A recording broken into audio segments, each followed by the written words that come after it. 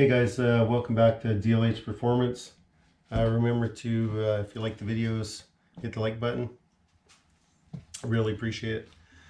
Okay, so as we were talking about before on my last video, we're going to talk about the new bucking bar for the SAF Super Clutch. This is my SAF Extreme Force. It's got 6 springs onto it, and this one's up to about 700 pounds with the 6 springs. What's nice about this new clutch is I got heavier springs for it. So what you could do is like potentially go up to just a little over 900 pounds by adding 6 of these red springs to the system.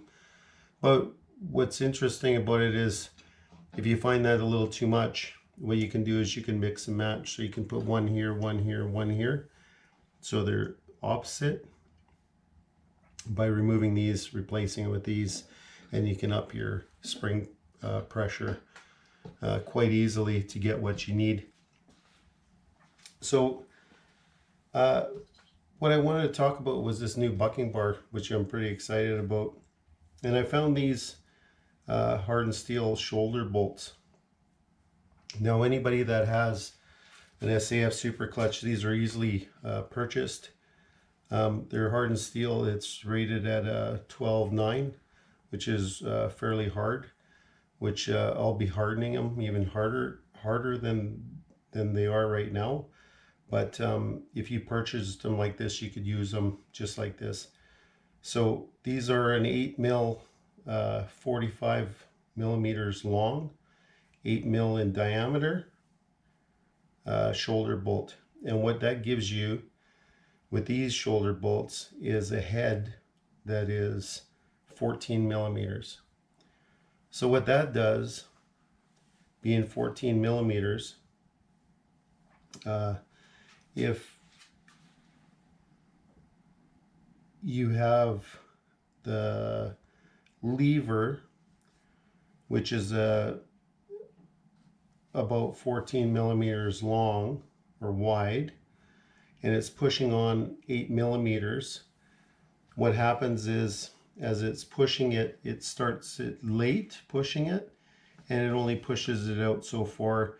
It also causes point load, a lot of point load onto the lever, and it causes it to wear really quickly because this is hardened steel.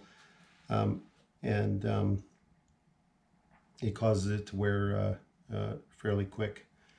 So with a head now that is 14 millimeters in diameter instead of 8 millimeters, you get full surface contact with the lever. And what it also does is it starts the push early, and you get almost twice the travel of the push action to release the clutch. So when the clutch goes out, it gets twice the amount of release.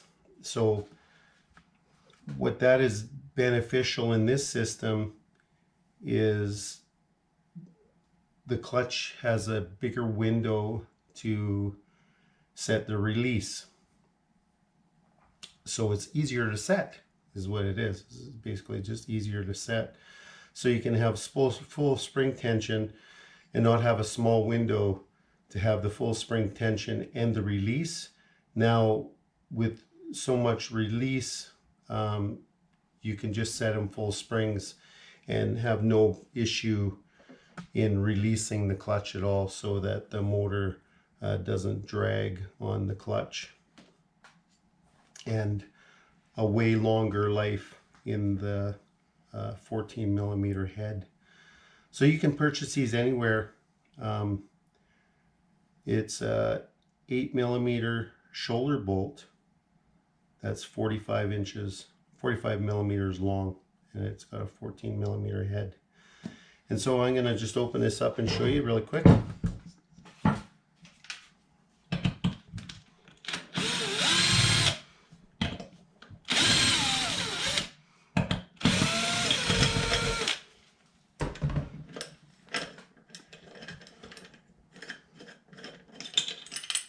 So here's the lever right here, and this is just a little bit larger than 14 millimeters, this hole, which fits perfectly in there. It fits perfectly in there. And so also to have with this type of bucking bar, you don't need any special cover. You can just use the stock one and it works great. So that's what it's doing. It's just pushing it in and out like that, and yeah, works really well. So I've been testing it both ways, the bucking bar in the engine. I've been testing it two ways, and this is one of them, with a shorter bucking bar with this type of head. And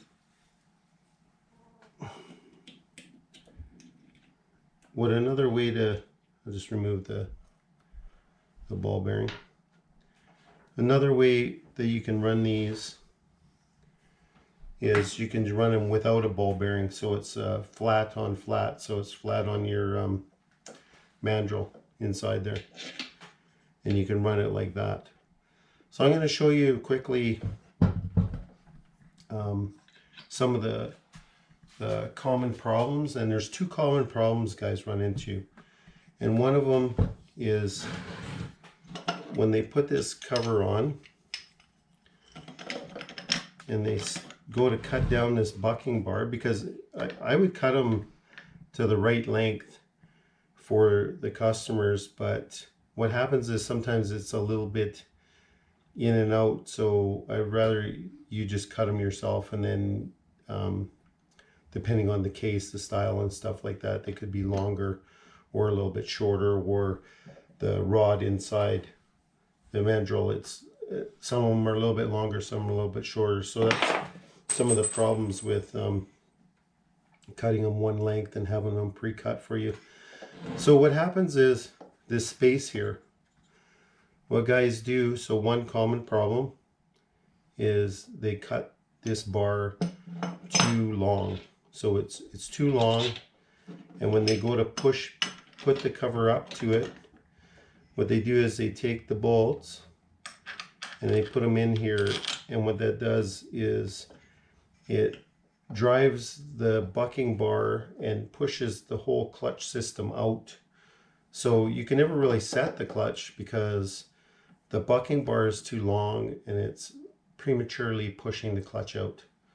So it's really critical that when you put and cut the bucking bar, oops, I have to put the ball back in. When you cut the bucking bar, that the case, when it's put on, lines up perfectly like that, and then there's only just a tiny bit of play there, and that means it's just barely touching this bucking bar. Now if it's out like that, like I said, and you tighten up the bolts and it's just a tiny little bit open, and you tighten up the bolts, it automatically pushes the clutch out prematurely. So that's what I'm finding with some guys. They don't cut down the bar enough, and it's sticking out a little bit. Their cover doesn't quite touch, and it's prematurely pushing it out. Okay. So that's one common problem. I'm kind of jumping around here a little bit, but like I was saying before I got into that, when we were testing these, the ball works quite well, but some guys are running them just flat bar to flat bar, like I was saying, and they're holding up quite well too, as long as you lubricate it quite a bit. So basically you got flat bar against flat bar instead of a ball in there. And what's happening with the ball too is it's causing a point load as well, because you're only touching a small part of the ball and putting all that huge amount of tension onto it. So it creates a divot because of point loading. This way you reduce the point load. So I'm sending out the bucking bar, so all my clutches now will have this new bucking bar. So I'm sending them out 45 millimeters long, and you can decide whether you want to run it with a ball or without a ball. I don't have a personal preference yet, but both work really well. Okay, so that's the benefit of this new bucking bar. I will have them on my site for sale. I'm probably thinking about putting them in pairs to sell 2 at a time. But you can go ahead and just purchase these 8 millimeter shoulder bolt, 45 millimeters long with 14 mil head, and they work great. Okay. So another thing I wanted to talk about is the common problems that guys have with these clutches, and that is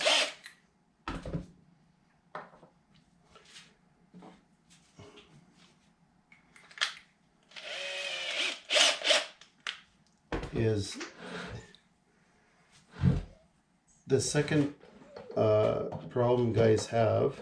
I'm just going to take this off. Lay this down here. Oops, I wasn't supposed to do that. Stuck in there.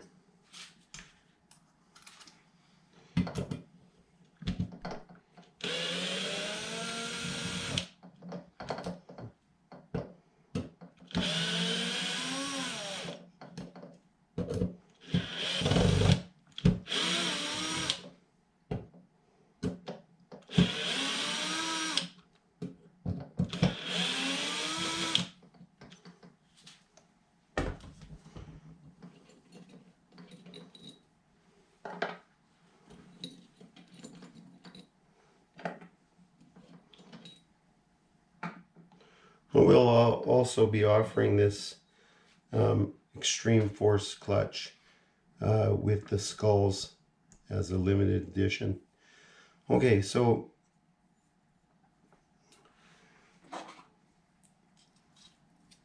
when you install this, you make sure that it is touching the backside. So the other issue that the guys are having is when they install this area here, this bolt on, they put on the basket, they take it off, they tap it, knock the pins out, tap it, take the clutch out like in my installation video. That's strong magnet. And when they reassemble it, sometimes the shaft can shift slightly depending on the bolt, they're set up, how well it was machined in the factory. There's a bunch of factors. But what ends up happening is this lip sits lower and the bolt sits higher. So the bolt doesn't go all the way flush like this.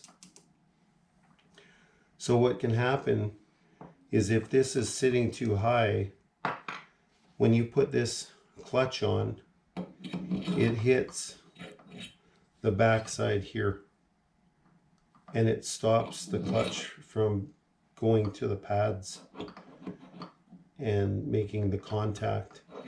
So the clutch can never really be set. So it's really important to make sure that this is flush and this bolt is not hitting the back side of this. So that's the 2 common problems, is the bucking bar being too long and the bolt sitting up too high.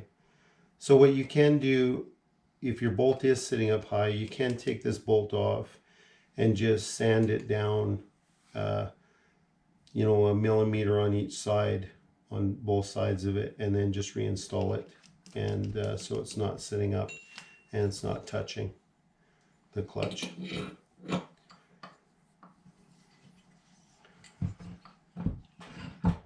Well, that's it. Super excited about this. Easily purchased, and they work great. Like I said, they'll be sent out from now on with all my clutches. So if you like what you've seen in the video, please hit the like, and thanks for watching.